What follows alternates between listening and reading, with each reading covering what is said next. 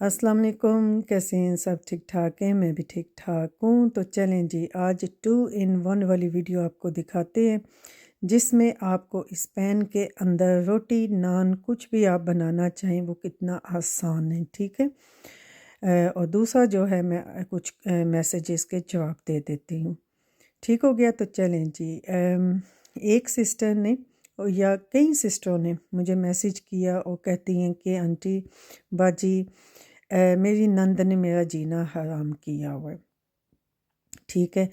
तो मैंने कहा चलें इस पे भी 2-4 बातें कर लेते हैं जो मैंने एक्सपीरियंस की हैं, ठीक है, कि या जो मैं समझती हूँ कि देखिए नंद तो जो बुरी होती है सो होती है, ठीक है, या उसका जो कसूर होता है सो होता ही है, ठीक है। लेकिन मैं समझती हूँ कि नंद से ज़्यादा जो नंद की माँ होती है ना, उसका सबसे बड़ा कसूर होता है, ठीक है। उसने जो है अपनी बेटी को जो है ये सिखाया ही नहीं होता ज़िंदगी में कि बेटा तुम मेरी बेटी हो अपनी जगह पे, लेकिन मैं जिसको लेके आई हूँ ये भी मेरी बेटी है क्योंकि ज़िंदगी मैंने इसके साथ गुजारनी है, सही है। तो वो जो है ना वो अपनी एक हसद भरी बेटी को, एक जेलसी वाली बेटी को, एक फितनेबाज बेटी को, ठीक है, वो जो है ना सारी ज़िंदगी इजाज़त दे रखती है कि तुम जो है ना फितना पैदा करती हो, कॉम्प्लेक्स में रहो, जेलसी करती हो, हसद करती हो, जो कि एक टाइम पे आके उसकी एक आदत बन जाती है, तो वो उसमें से उसके लिए निकलना मुश्किल हो जाता है और उसकी वजह से जब भाभी आती है तो वो उसकी ज़िंदगी अज़ाब में आ जाती है। सो मैं तो यही कहूँगी कि इसमें जो है ना माँओं का सबसे बड़ा कसूर है। जो माँ बहुत अच्छी है उसके लिए ये बात नहीं है, हैट्स ऑफ टू देम। और माशाल्लाह माशाल्लाह मेरी दुआ है इंशाल्लाह अल्लाह ताला ऐसी माँओं को जो है ज़िंदगी भर की खुशियाँ दे और जो इनके घर आबाद रहें।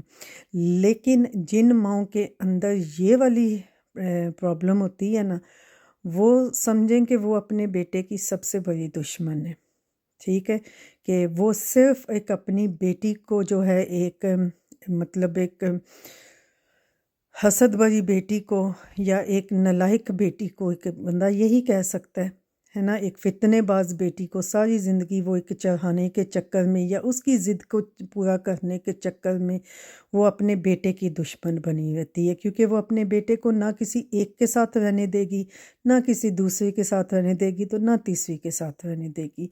क्योंकि वही बात है कि इंसान की जो आदत होती है, फितरत जो होती है, वो तो बदल नहीं सकती ना। तो मैं यही कहूँगी कि देखें माँ हमेशा ये ज़रूर देखें, माँ एक ऐसी चीज़ है कि जिसने अपनी औलाद को पैदा किया होता है ना, उसको बहुत अच्छे तरीके से पता होता है कि मेरी औलाद के अंदर क्या अच्छाइयाँ हैं और क्या बुराइयाँ हैं।